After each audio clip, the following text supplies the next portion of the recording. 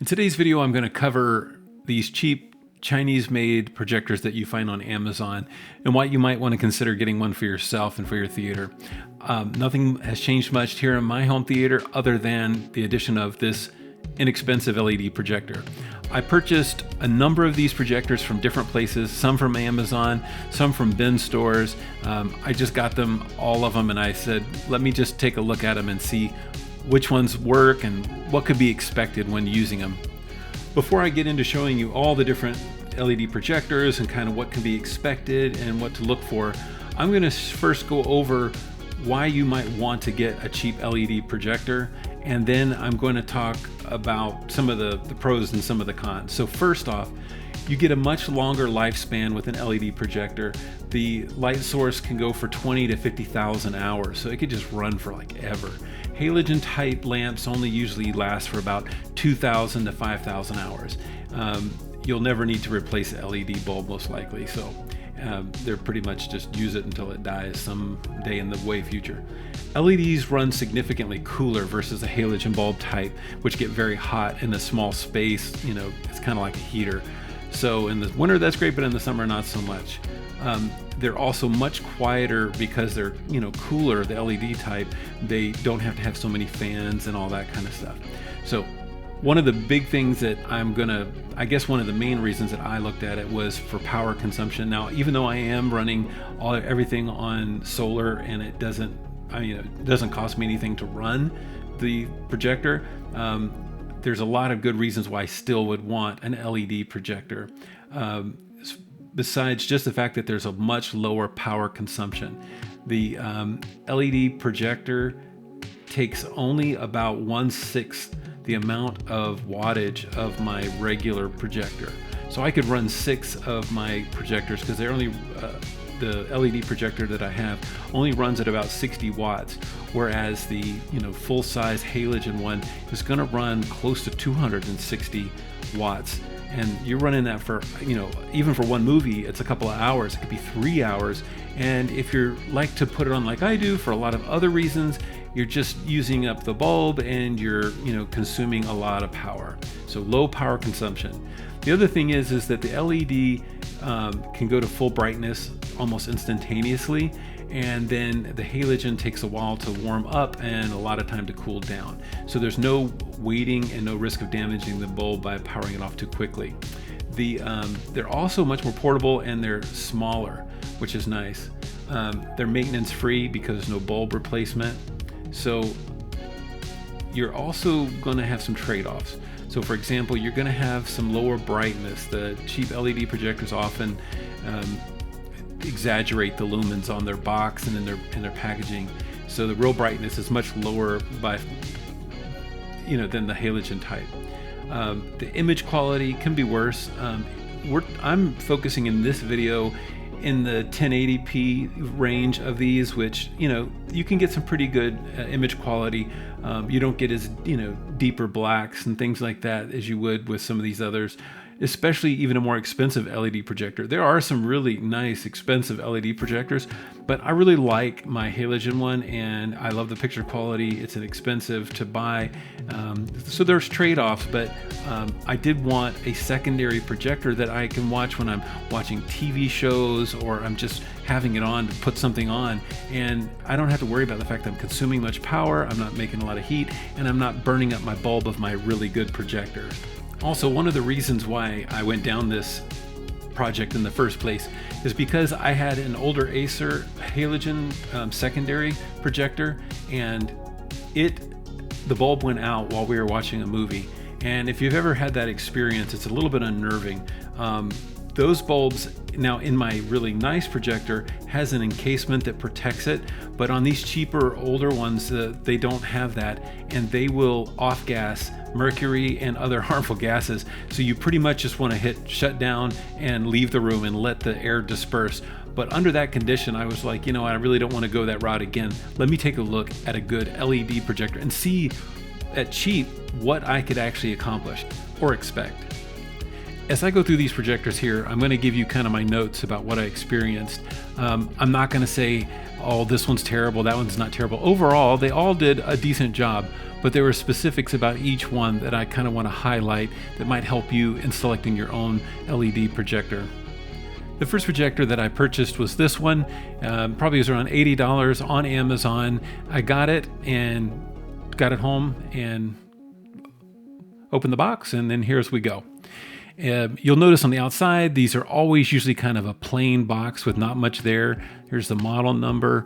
They're just kind of, all the same. You have them all wrapped. Now, one thing to look out for is if you get one and this wrapper is already pulled off, that's a good indication that somebody got it, didn't like something about it, and went ahead and was going to return it, and you wind up getting it as a return. Plenty of ports on the back on this one. Had 2 HDMI, a couple USB, audio video outs, and whatnot. This is important. This little hole here is to mount. It uses a different type of mount than the typical mounts that you find on older style projectors, which is what I had earlier. This just has a single one that you plug in and that you screw in, so you need a specific one, and I'll show you that later.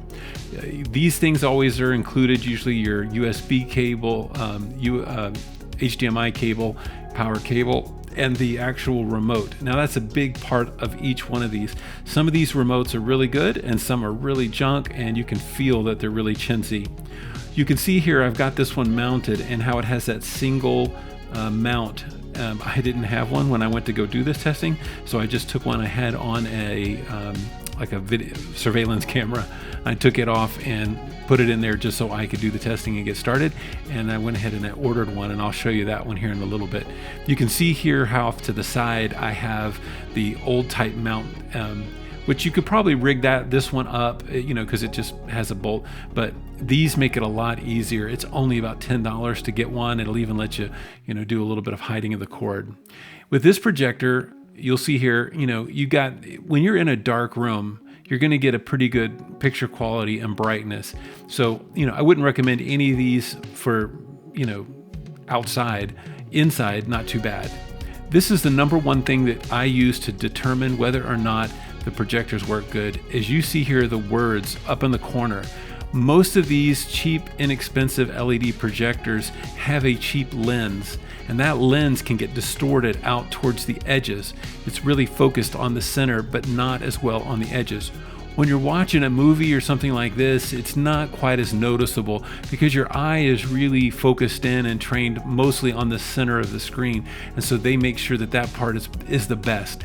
The better the projector, the more clear it will be even out to the edges of the screen. So here is another one that I picked up probably at an auction or something like that. It wasn't very expensive. This is current, so about $50 you could pick this one up now on eBay. You can see the model number there written on the side.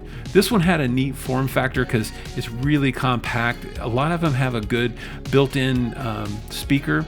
This one was about 45 watts to run. You could just set it out on the table in front of you and you could watch. And like I said, inside with not a whole lot of light, it works decent. It works good, and it has the same mounting hole on the bottom. And all of the projectors that I tested were able to mount upside down. They'd have that hole, and they would be able to flip their projection upside down so that it would, project correctly out on the screen. Each one of them had different remotes, and those remotes make a big difference. Some of them would have the focus right there on the remote so that you could try to dial it in. For the distance of my projector to the screen, there was all of them except for one or two had difficulty with the throw distance, being able to project at that distance. And this was a pretty standard, distance from the screen. It's not extremely far back, but it's also not close up. I zoom in here so you can kind of get a look at, it gets a little more grainy if you're looking at some of these close up.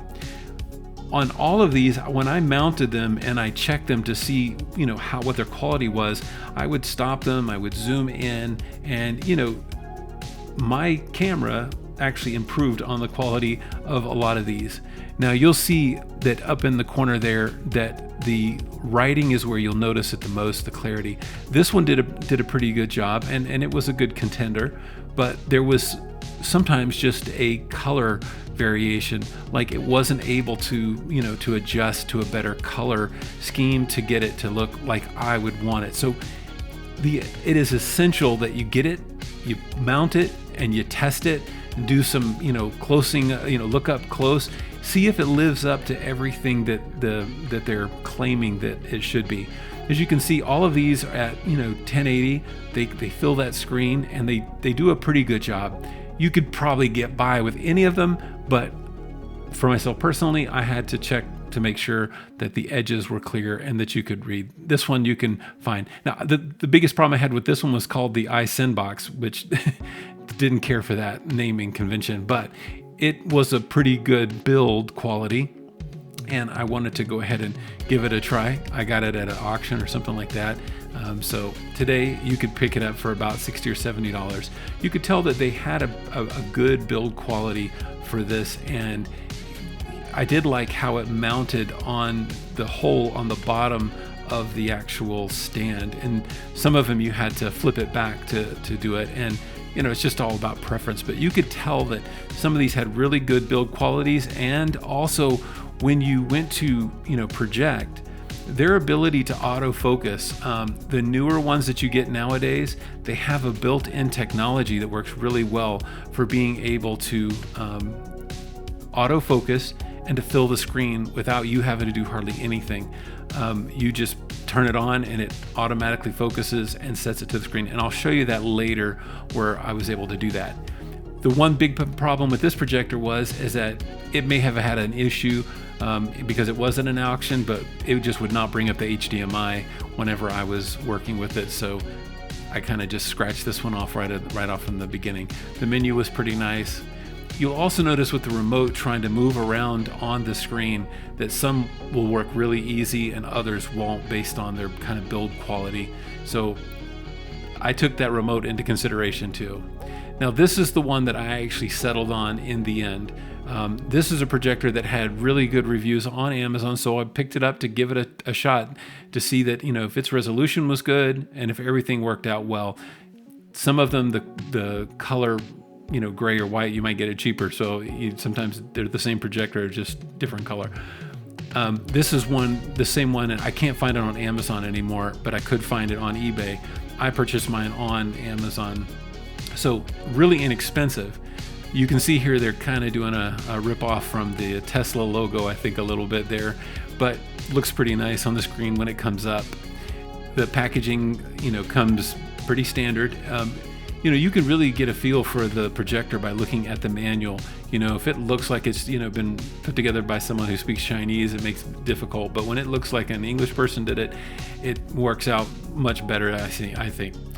This projector seemed to have most everything. It worked really well, and it had all the connections and all the options that you want, and the wireless and all this. Now I don't personally use the wireless.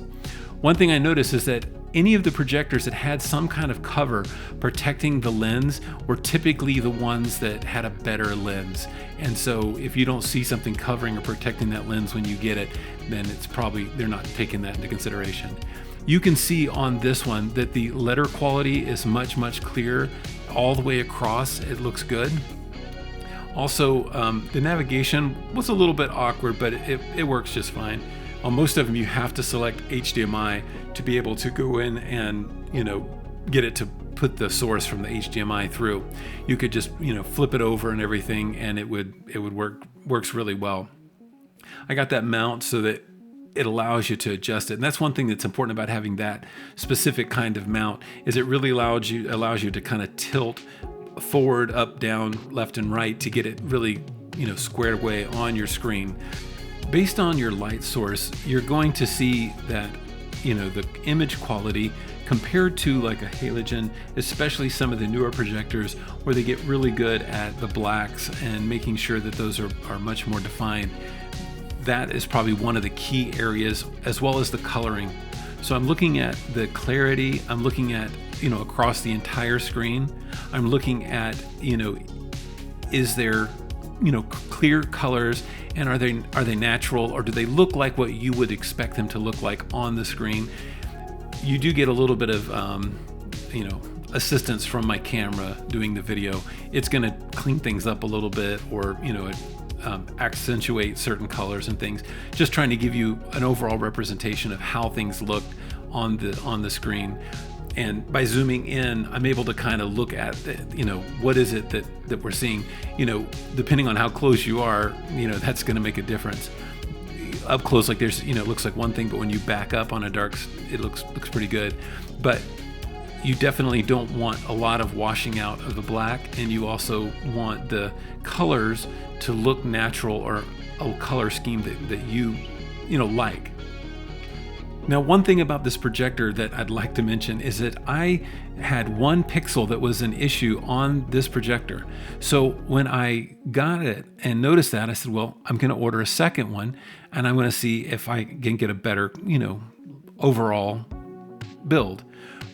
When I got the second one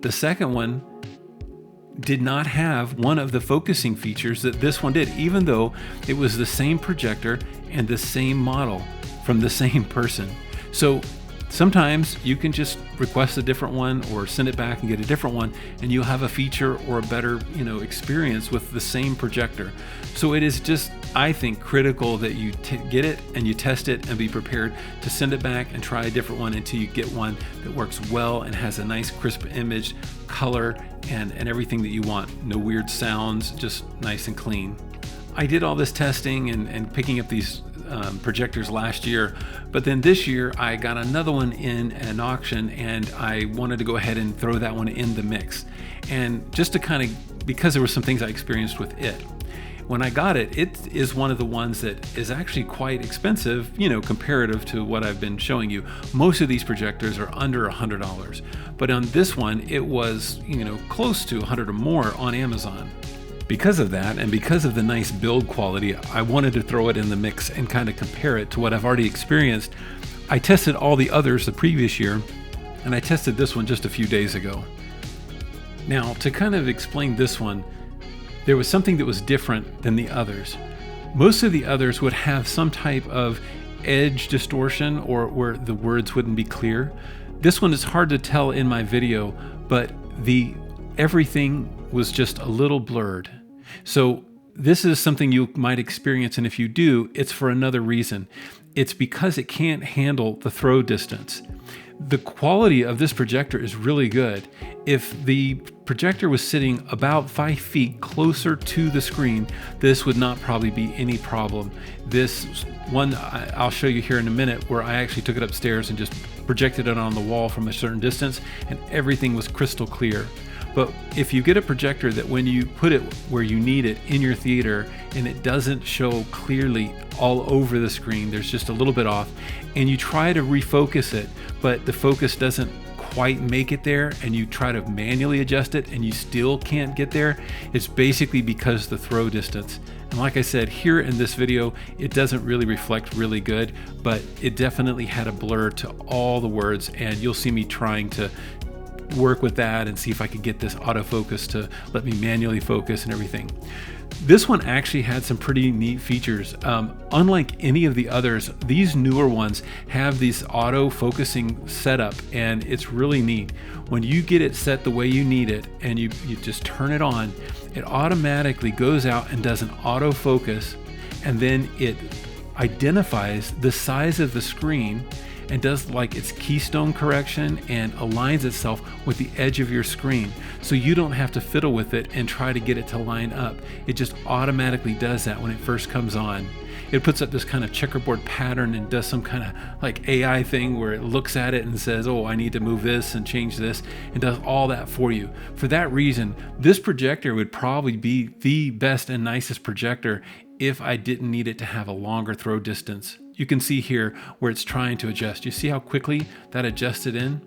Even though you can't see it here on the screen, the focus was still just a little out of focus. And like I said, if I moved it forward probably a few feet, I could probably get it perfect. So here, let me show you what I'm talking about. And this one, everything looks okay. I'm going to show you first here with this projector and then with my current projector. You'll notice everything's a little fuzzy. And then if I go up here to the left-hand corner, you'll be able to see how the words are, kind of blurred. But everything on the entire screen is blurred, and that is a throw distance issue, that it can't focus at this distance. With my current projector mounted the way it is here, at the distance that I need it to be, showing the same video, you'll be able to see that I'm able to actually get a clear picture. And when you look up at the corner at the words, they're also very clear. So now I wanted to show you this same projector that had issues at that long throw distance. See how clear it's able to, project on a screen upstairs. Now this is in the middle of the day. So this shows you that, they have a pretty good brightness and they can get a really clear, image out onto the wall at this distance. And I would say probably up to double that distance, it would be fine. Now, just to kind of sum up, there's also this one more thing. I received this projector as well and tested it, but I couldn't even do the test. When I got started using it, I kept smelling a funny smell. This one is a much higher end. It had a much brighter image. But let me just say this is an almost $300 projector, and it's 4K decoding and 2000 ANSI, which is really bright, and it was really bright, and it would be great. But for these cheaper projectors, it's difficult for them to be able to get as hot as it has to get with it and keep it cool. And in the case of this one, it was like melting inside. So it came down and went directly to the recycling bin. So just because it's a more expensive one doesn't mean it's going to be better or that you can trust it. It still could have its own issues. In my case, I have an older, less expensive halogen 1080p projector that I just love. Great image quality, brightness, everything. And I save it for when I want to watch a real blockbuster, something that I really enjoy. And having an inexpensive LED projector allows me to then play most everything else on it. Watch TV shows. I just have no reason to not just turn it on and let it run because it's so inexpensive to run, and because it doesn't heat things up. It's easy on, easy off. For that reason alone, I would say it would be a great idea for anyone to have an inexpensive, cheap LED projector that they can use just for whatever at any time, and then save their good projector for the things that they really want to enjoy on a top-notch scale. Thanks for watching this video. If you would do me a favor and comment below, do you like this longer format where I'm just speaking off the cuff, or do you want everything scripted and put together and clean and concise? The reality is that no matter how great a video we make, you hold the key to our success. So be sure to like, comment, and subscribe.